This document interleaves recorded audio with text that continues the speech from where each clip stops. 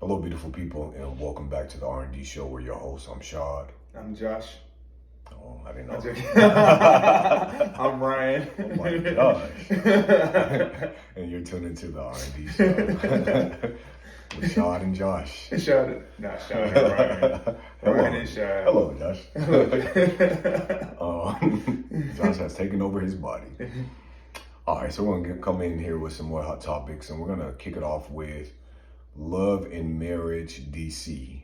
I know you haven't watched much of Love and Marriage DC, but you can chime in, because you still have great perspectives. And so, season 1 of Love and Marriage DC, you have Monique Samuels and her husband, and people recognize Monique from Real Housewives of Potomac. You had Arena and Jamie Tyler, and you have Winter, and you also had Ashley and DJ Quicksilver. Mm-hmm. It was a very interesting season because I feel like we've seen a lot of immaturity play out. Surprise, surprise. Not a TV show. Yeah, not a whole lot of. It seems to be a commonality. And not only that, we've seen a lot of Monique and her husband's marriage start to unravel as well, during that season, and eventually they ended up, she ended up filing for divorce, and she's not even on the show anymore. Wow. But besides that, we're introduced to Ashley Silva, who is DJ Quicksilver. DJ Quicksilver is a major DJ out in DC. He's on the radio. He does a whole lot of things. So I had already heard of him before. I just didn't. I was able to put a face to a name by watching the show, and we got introduced to his wife. Beautiful woman, but not the best. Beautiful on the outside, but not so much on the inside from what we're seeing on television. Yeah. And that's the case with a lot of people. They get on TV and they present this side of them that becomes unlikable. Yeah. And so she gave Winter, who was another, because she's on the show again, castmate, a hard time season 1. They clashed like crazy. They did not get along. And now, let's speed up to this season. They're friends now. And when you watch and you think about it, a lot of it has to do with because Winter would hold her own, but you can tell that Ashley kind of likes to control narratives, and she likes to be the HBIC. And that's what we're getting this season. The season just started off, and Ashley has started it with a bang. Her and Arena, who were actually really great friends the first season, and so on and so forth. It starts off with them, because I think this is just part 2 of season 2 is what they're doing. They're breaking up these seasons, right, to make it longer. And it starts off with them, at the Christmas party arguing, and now their relationship has fell off almost completely. And we were introduced at the beginning of season 2 to Joy and her husband, Clifton. And I believe they met on Ready to Love. It's another show that's on OWN, a dating show. And Joy seems like a very strong Black woman. She seems like she's also very humble and inviting and things of this nature. But for some reason, her and Ashley have been having this conflict. And the way that Ashley approaches things is very my way or the highway. It's very mean girlish, and she gives that off once again because, she's a pretty girl, but pretty girl that kind of wants her way. And so she's creating this division within this group by her actions and her behavior. And I'll say this again, and I'll continue to say it, that the actions and the behavior can always diminish everything. It can diminish your character. It can diminish certain things. It's the antics that play up until that you show that can eventually destroy certain things, even your image. And a lot of people are looking at Ashley like a bully, like a mean girl, but most importantly, like a woman who is so insecure. Because why is it that only your light can shine and you have to dim the light of Joy's? Like, she comes at Joy aggressive. She says some very mean things to her. She talks about her as a recording artist, a singer, She throws all of these daggers at her, and if Joy responds, then of course she becomes even more nasty toward her. So it's very interesting to see this beautiful woman who's living this amazing life to be so nasty toward people. Let me ask you a question. What does she has going on for herself outside of being beautiful and like being married to this DJ? What does she have going on personally? What things has she accomplished independently of her relationship and the way she looks? I mean, she has some entrepreneur stuff that Okay. we've seen play out, on the show. I just find it very interesting. If you have your own stuff going on, like, why are you so focused in putting other people down? Right. Like, it seems like you would be investing in your own business and investing your time into and energy and efforts into what you're doing instead of putting other people down. So I was just curious about that. I didn't know she had other things going on, but the fact she has things going on in her life, positive things, like, why not spend the energy there? And that is a conversation that we continue to have, is because why use all of this energy for bad when you can be using it for good? Yeah. Imagine if, let's go back to Martell, if Martell used the energy that he's putting out there to study for his builder's license, study for that test, if he used that energy to go to therapy, if he uses that energy to work on himself, use that energy to create a safe space for his children and work on that relationship, how amazing of a man he would be. Because it's like, you've already created this life for yourself. How much bigger and better it could be if you use that negative energy, turn it into a positive, and just stay that path. Melody Holt is doing an amazing job by doing that, because every time I look up, she's booked and busy doing something amazing. Like, she's going to be, the keynote speaker and host at a Sip and Success. And then she has, these master classes that she teaches, and you have to sign up, and it's like $2,000 to do that. Like, she's literally a brand, a walking brand. And he could be doing the same thing, because you have this platform that gives you the opportunity to do that. So when you see someone like Ashley Silva, all on social media, and she's trying her best to prove her point as if she's in the right, but then you have people underneath that watch that are going in. They're all like, we're not understanding why you go out of your way to be so evil. Why you go out of your way to try to diminish someone else. Is there an insecurity there? Is there some self-esteem problems there? Like, what is it that's making you act out of this beauty in such an ugly way? That's what I was trying to get at. Like, what is going on with her? What insecurities is she dealing with? What does she not have going on in her life? She's so invested in other people's lives and making other people look bad. So really, it all starts with self. So there's obviously some self-work that she needs to do, and she just hasn't done it yet. Maybe this will be a catalyst for it, with all these negative comments underneath her social media posts. Yeah, and she's stuck on this word jealous, because she swears that someone said that she's jealous of Joy. Maybe that Joy said it, or Joy's husband, or whoever the case may be. Nobody said it. And her husband even reiterated to her, nobody said that. But she feels like it was said, and because it was said in her mind, she's going so hard to prove a point that I ain't got nothing to be jealous about. Have you seen me? Do you know me? Things of that nature. And anytime somebody reaches that height, there is an insecurity there. There has to be something there that is triggering you to respond and react a certain type of way. If you know who you are and you're confident in who you are, you don't have to prove a point to nobody. Yeah. You're not going to invest all this energy trying to prove a point. Obviously, there's a hint of something there, because you are invested, baby girl. Yeah, she's very invested. It's tough to watch. It's tough to see her become such a villain of the show, because that's what she is. She's the villain of Love and Marriage DC. She literally is the village, and she's setting all of these small fires. And if she doesn't get her way, then she doesn't want to be friends with you. Like, her relationship with Arena is now on the rocks, because she feels as if Arena has picked a side, or she's just not fully siding with her.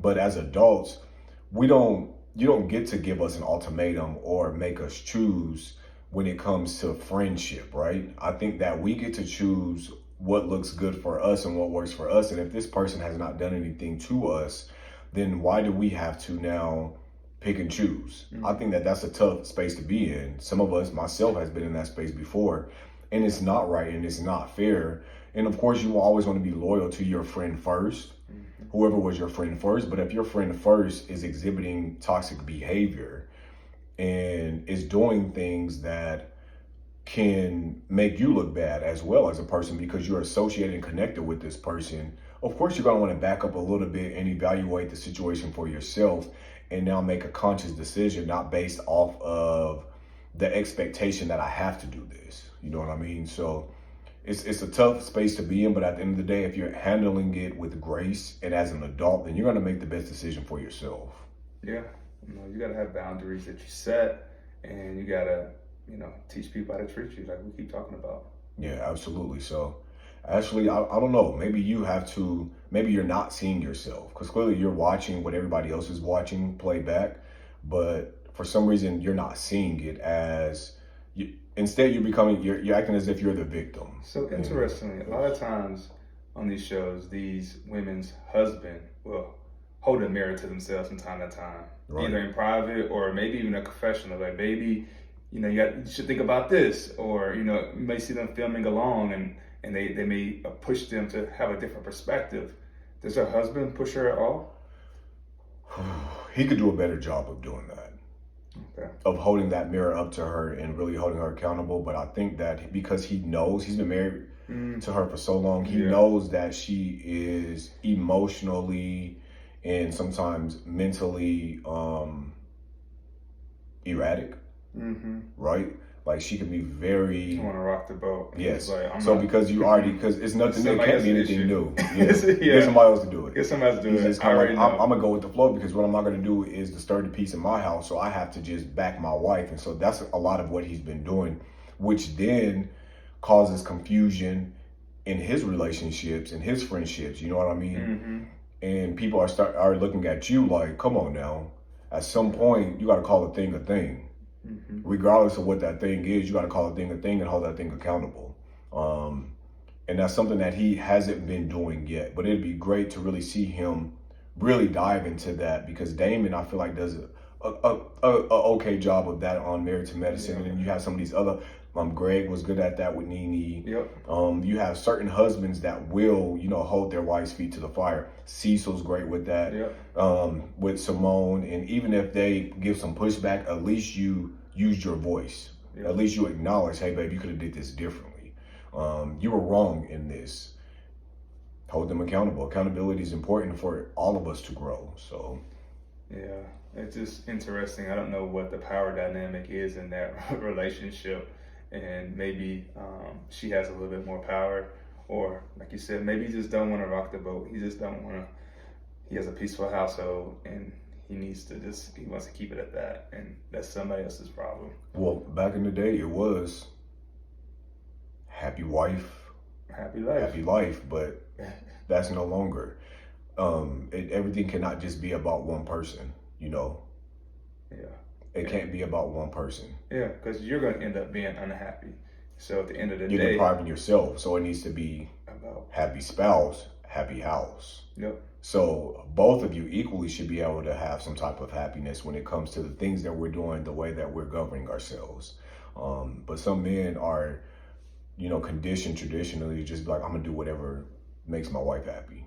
Whether it's right or wrong, whether she's right or wrong, I'm gonna do what I gotta do. I don't hear her fussing. I don't hear her bickering. Whatever she wants. I guess they also are just choosing their battles as well. Hopefully, at some point, they have things that matter to them a lot, and they hold firm on those things. But other things, they may be like, whatever. It's not even worth it. But in general, there has to be some level of compromise, and it can't be all about one person the entire time. So I guess we just have to watch to see how everything plays out on Love and Marriage DC on the OWN network, if you're into it. Moving on, Real Housewives of Atlanta, we have our official peach. We talked about this peach already. Portia, I ain't gonna even try to almost butcher that last name, but Portia Williams is back. She said it's not Portia Williams, it's a new girl in town. If I hear her, if I hear her say, say, say Portia G. Portia G, because if I hear her say it, then I can say it. You know, I don't want to butcher it, but I don't want to butcher it either. She is back, which leads us to believe that they're going to build the show around Portia, which is a smart move to make. You know what I mean? She was missed. Everyone in every review said they want Portia back. They want Portia back. They want Portia back. And there's a reason. So she will boost ratings, and we do predict that Bravo is going to build the show around Portia. And how do they do that? I mean, she has an eclectic and a very interesting friendship group. You predict. You don't predict that either? I don't know. What you think? I think that they may bring back somebody like Kenya. Kenya is not necessarily Portia's close friend. They may bring back somebody like Drew. So I think they may have a few friends of hers. I can see maybe a Shamir or somebody else. I'm not saying that they're not going to bring these girls back. I'm just saying they would build it around her by having more of who she relationships with now. Yeah. But of course, I've been saying Kenya would be back. I think we'll all be shocked if she doesn't come back. Yeah. We would love to see Drew come back. Drew and Portia actually have a relationship. Okay. And so Drew has a really great storyline right now. We would love to see what's going on. Portia can speak to that because she's been divorced before and then come back even stronger and better. And so like she can really be like a mentor and a guide to Drew. So that would be really neat to see. So I do think there would be elements around it. I just didn't know if you were saying like the entire cast is going to be Portia friends. Oh, no. So it's going to be like maybe some, people that she vibes with, some people that she vibes with. I can see that. But I do believe that she's going to have to get ready to be in the hot seat. Yeah. Because even though it's been some years, people still, everybody was still left with this big question mark, especially the cast. And I'm sure she's not going to want to spend much time on that, though. Yeah. That's why she took this absence for so long. So it is good to see. She's gonna probably be like, "It's a new me. We moved on." Yeah, it's like there's been some time. Who's that girl? No, I'm not. And based off of her last reunion, she is in a space where she's not going to give certain things attention. She's not going to do it. But it's up to like production to hold her feet to the fire and say, "Hey, you have to talk about these things." If Absolutely. they don't do that, and maybe she negotiated where she didn't have to do that. Yeah. I don't know, but it will be interesting to see someone challenge her and push her on that. And Phaedra said herself that she's in talks, it's on the table for her to be able to come back. So she might even return. And so that's going to be interesting because their friendship dwindled. Yeah. They had such a great friendship, but after, season 9 reunion, it slowly, started to dwindle away. And that would be interesting to see. That would be an interesting storyline as well. Because how do they now come back? Yeah. How do we relationship after all these years, after those things happen? So this is gonna be good. And I am glad that Candy did take a break, even though I love her on the show. She's one of my favorite housewives because it would be interesting to see her come back to this new cast with Portia, with Phaedra. If Phaedra is indeed on the show. It would make for I think some really good TV. Some compelling storylines. Absolutely. So, if y'all watch Real Housewives of Atlanta, we got a lot to look forward to. I guess they're not going to start shooting until later on this year, though. Okay. And nobody else has been named as a cast member yet, except only Portia so far. No one else has come out and said. I like the fact they're rolling out, I guess one person at a time. That's more marketing. More marketing. Yeah. Keeps the dialogue going. That's very true. More marketing. What? We said, woo. What's next? Oh, Lord. You're like, what's next? Oh, Lord. What is next? I don't know. Let's see. So I'm having a mental brain freeze on some of the things I want to talk about. I know there was a topic early on that I wanted to discuss, but I would have to find the video to talk about it, but it was emotional incest. Okay. And I want to talk about that because we see more and more of that happening with, I think, these young girls that have sons, and they get them dressed up a certain type of way, and they get their hair cut a certain type of way, and it kind of mimics the guys that they like to date. Mm. You know what I mean? Mm-hmm. And sometimes that can be a very dangerous game to play. Yeah. And I've seen that with a lot of boys who are so young. Like, let these babies have some Power Ranger shoes, or, you know what I mean, the light up LA Gear shoes. Yeah. And things of that nature. But instead, you know, you're dressing them in designer with Gucci belts, and they're holding up all this money, and they have these edged up haircuts, and they're listening to certain music, and, you know, they're acting like they're 21 years old, and they're literally 4, 5, 6, 7, 8. Oof. And so that's considered a form of emotional incest. Mm-hmm. And the things that you may desire, it's playing out with the way that you're parenting your child. And even though you're not touching your child, because that's not what that is, again, it's the things that you may desire to have in a significant other, and the thing, and you're pretty much, you're not dating your child, but you're dressing him and having him act like the ones that you would date. It's really interesting. Is this like what they consider to their idea of a man? Right. And so, like, this is their idea of what a man's supposed to be. So they're trying to train and trying to, you know, make their child. He's a child. I can't even put. I'm just thinking he's a child. Make their child into this man. The idea of what they think he should be or grow up to be. But let him grow up. Let him have some, you know, some say so in who he wants to become. Give him some level of freedom, some space to develop into who he would want to be. But a lot of times parents do that. We always try to push our child into doing certain things or playing with certain type of toys or whatever it is, instead of giving them the freedom to explore and just discover who they want to be and make their own certain decisions. Now, I do agree as a parent, there's certain decisions that children can't make. It's always a balance in everything. It's not this or that. It's not, okay, my child does whatever he wants to do. It's my child has some level of freedom, but also give them some guidance. Yeah, absolutely. Giving them some guidance is important, but it's important to allow a kid to be a kid at the end of the day. Like, because then their actions and behavior will change, and the way that they treat their school-age friends will also change, and the way that they communicate and the words that they use, the language that they use, changes as well. And you start to create this narrative and then wonder why you're getting these phone calls and you're like, not my child. All the while, this is the environment that you've introduced to them. Mm-hmm. And they're becoming a product of that environment. A lot of times people will have babies out of loneliness.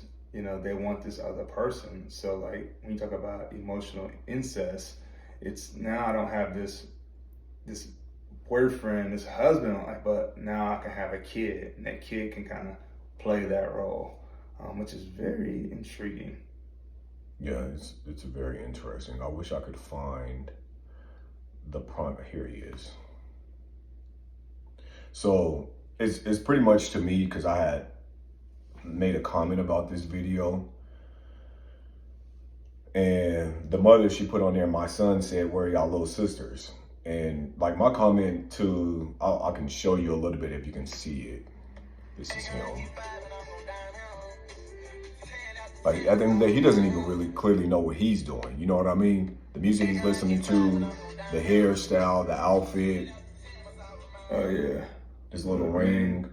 Yeah, his whole attitude. Handsome little man, but it's these things like, you know, listen to this music and what am I doing? Yeah. I'm doing what I've been taught to do. Yeah. Product and of so environment. I kind of said that a form of emotional incest and grooming, I can never understand why young mothers think that making their sons look and act this way is okay.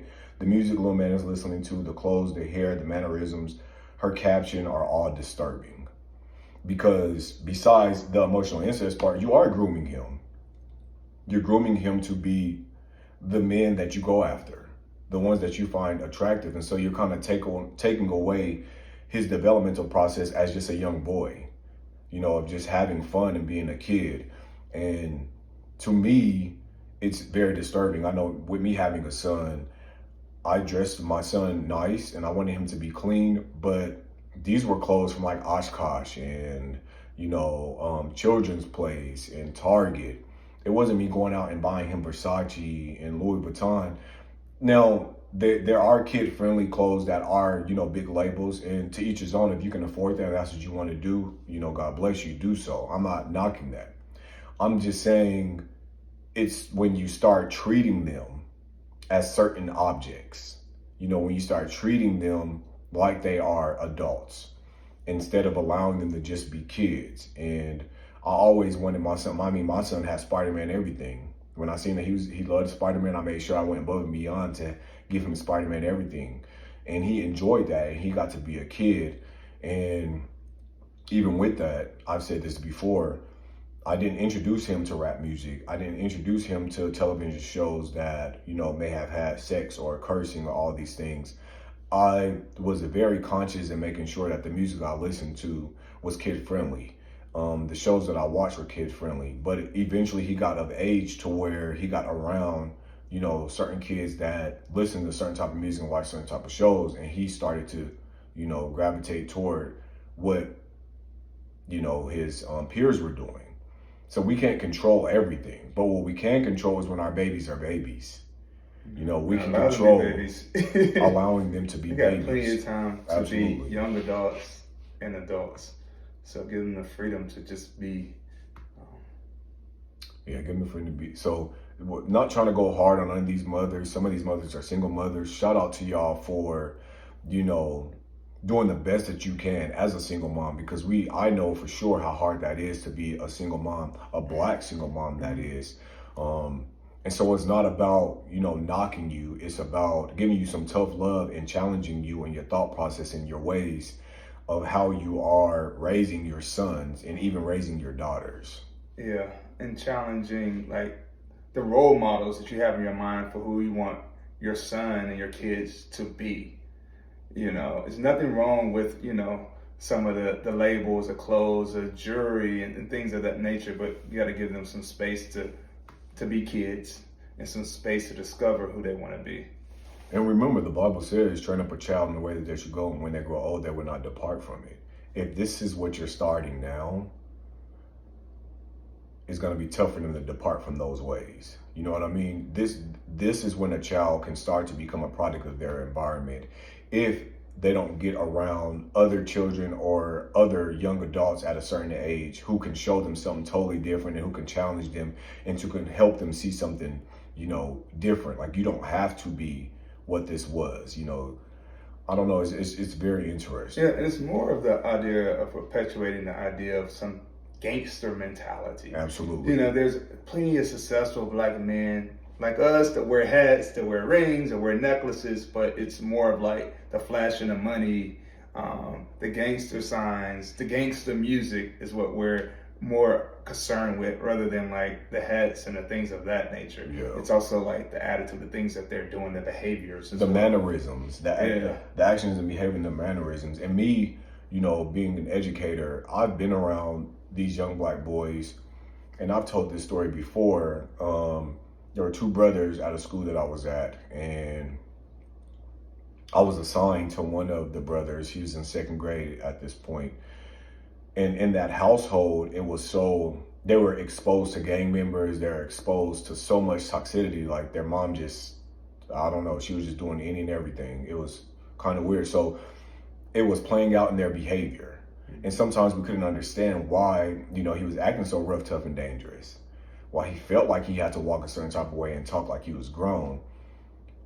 And so when I became assigned to him and he became my student, I got to speak life into him, and I got to love on him and really just talk to him to get a better understanding.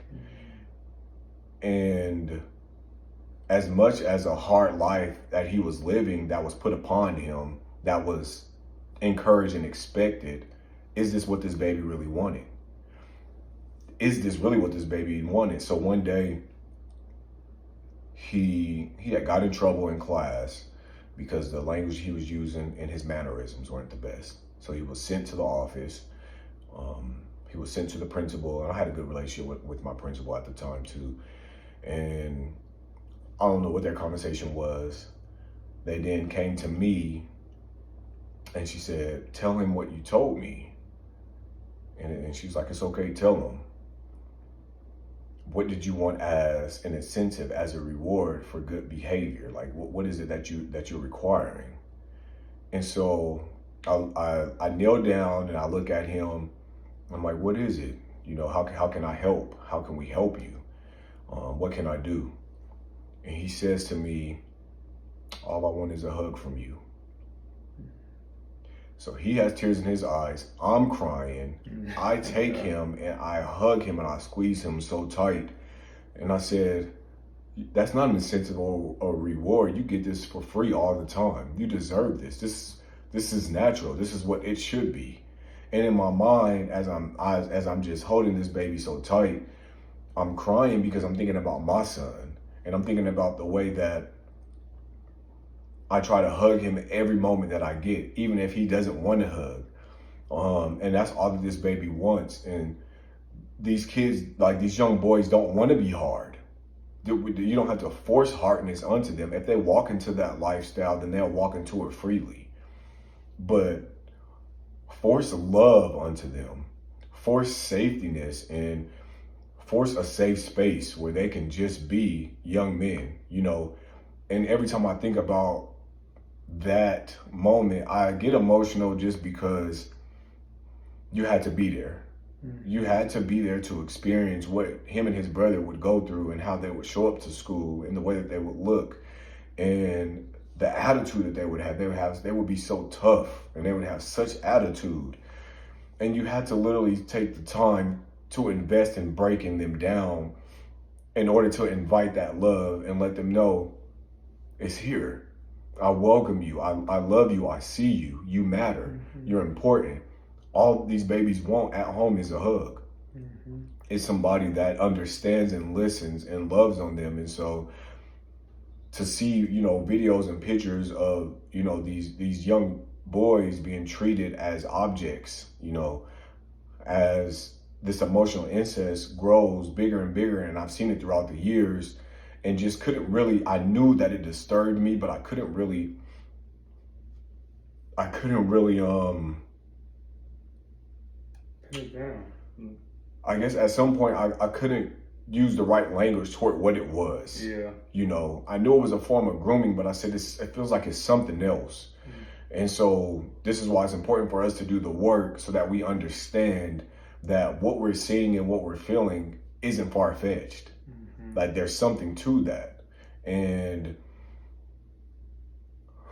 I think it's going to take more men stepping up and being an example. First of all, more men being dads. If you're creating these babies, stay with these babies, love on these babies, be that presence that they need, you know, be that example that they need to help set them up not only for success, but to just be good human beings. The problem is you're creating these babies and you're walking away, and so you're leaving the mother to figure out how to raise a boy.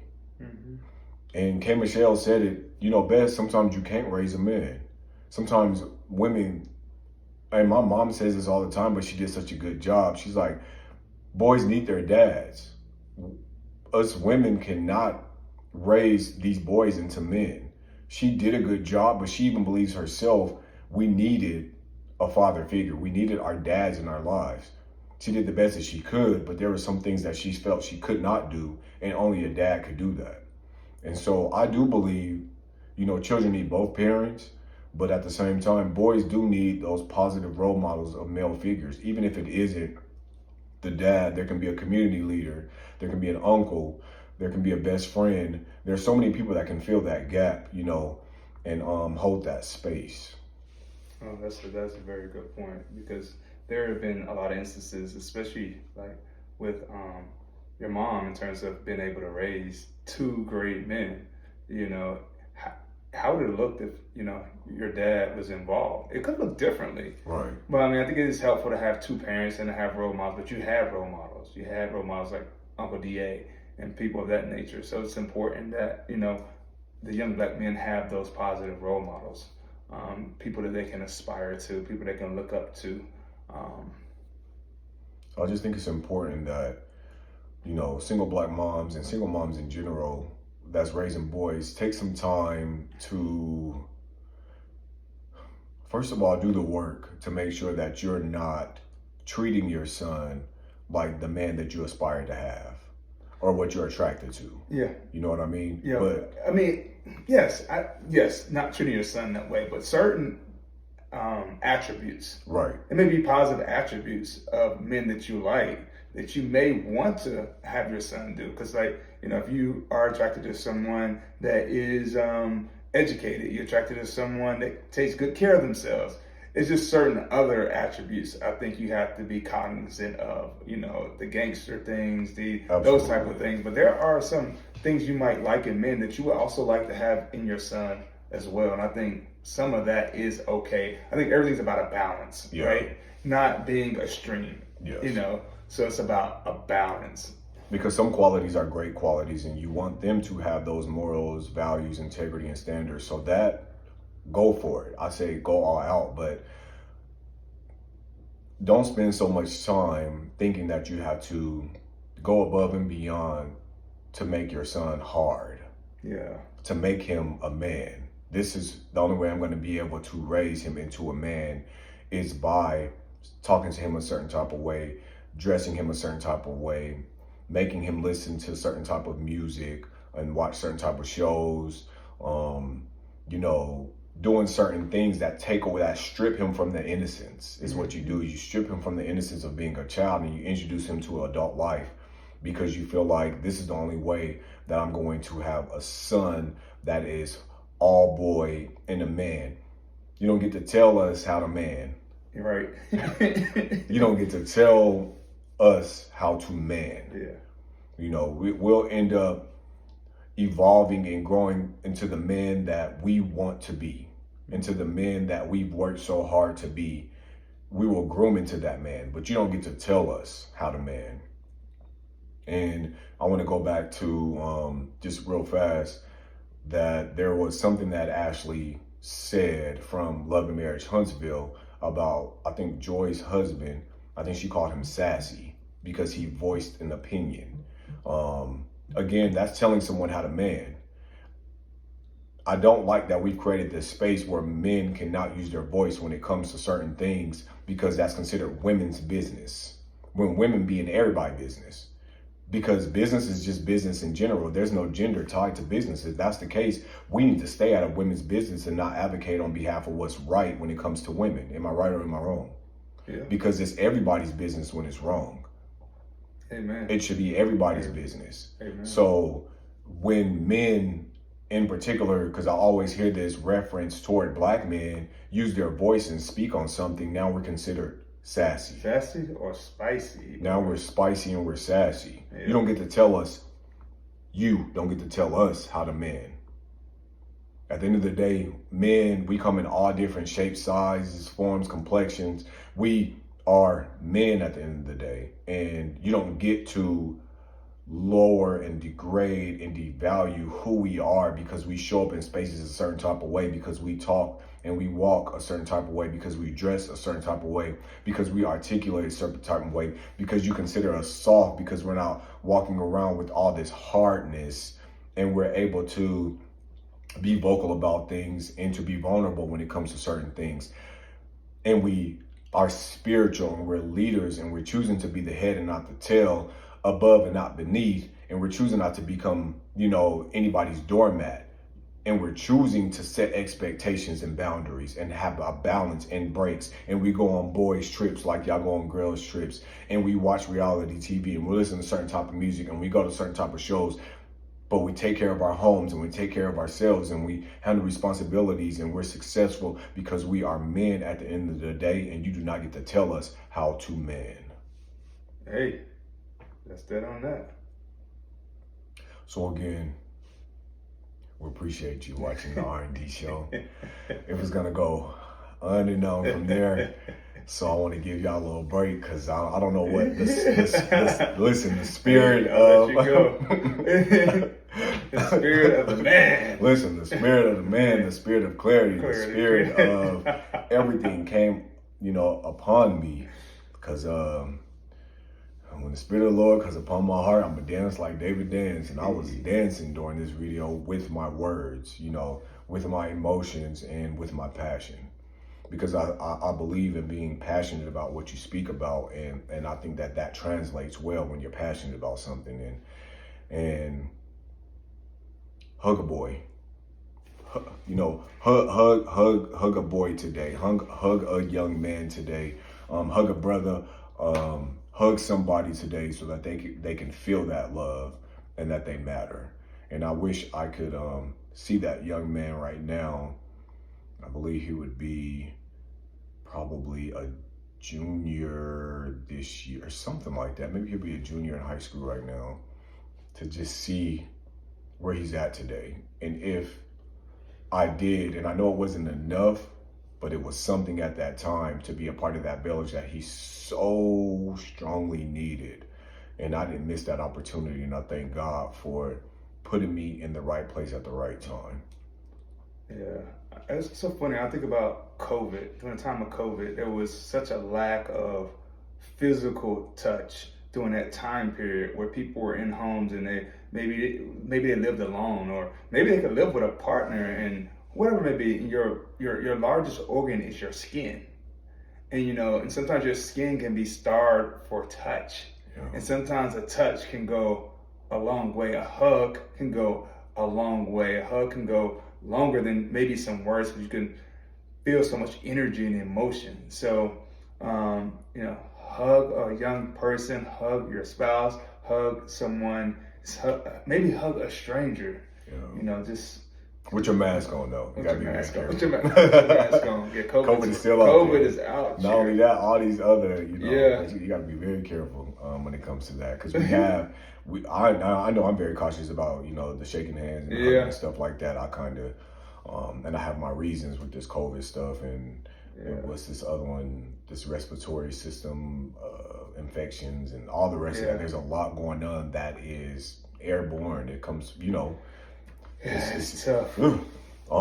But yeah, we hope that you found this video inspiring. We hope that you found some love and light in this video, some enlightenment, that you've been educated on some things, and you feel compelled to thumbs up this video, and to hug somebody, to share this video, to subscribe to the R&D show, and to chime in and leave those comments, because we read the comments and it's necessary. It helps us grow and helps us be a village. And another thing is, eventually, I think once we hit a certain number of subscribers, we're going to start going live, and we're going to assign some people to be our moderators. So if you're interested in that, let us know, and we can have some super chats and some exclusive content, and just start to create this safe space of diversity and inclusion when it comes to everyone being seen and having a voice.